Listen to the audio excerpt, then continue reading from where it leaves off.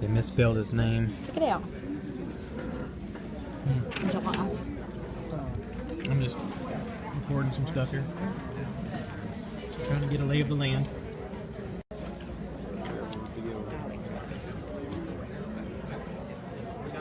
Video. Why?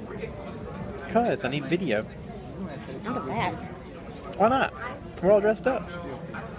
No, I'm dressed for work.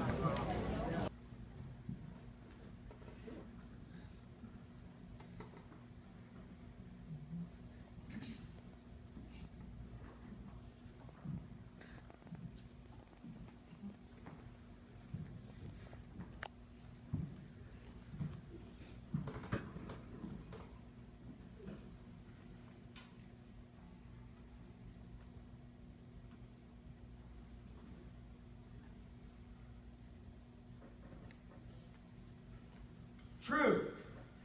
Nervous. Very, very dreadfully nervous. I had been and am.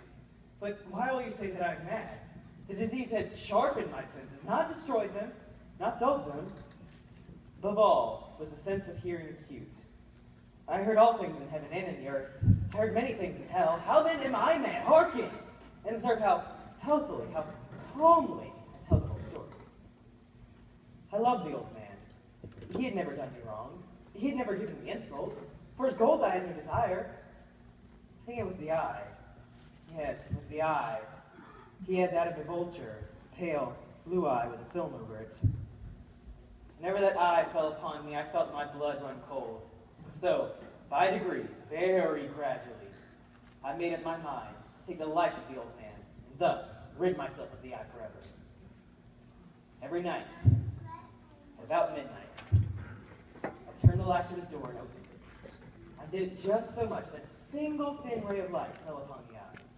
And I did this for 7 long nights. But every night, the eye was closed. Upon the 8th night, I was more than usually cautious in opening the door. The eye was open. There came a low, dull, quick sound. It was the beating of the old man's heart. And at the dead hour of night, in the dreadful silence of those halls, so strange a noise this excited me to uncontrollable terror. The old man's hour had come.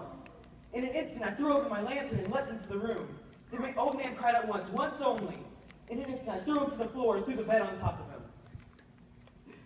I then smiled gaily, for the deed had been so far done. First of all, I dismembered the corpse, and then took up 3 floorboards and scattered them through the ceilings. There came a knocking at the street door. 3 gentlemen introduced themselves with perfect suavity as officers of the police. A neighbor had heard the commotion and suspected foul play. I smiled, for what had I to worry? I bade the gentlemen welcome. As they sat, and I answered their questions cheerily, they spoke of familiar things. But ere long, I wished them gone. I fancied a ringing in my ears and my head ached. But still they sat and still they chatted. It grew louder, louder, louder. Was it possible they heard not? I felt them must scream or die.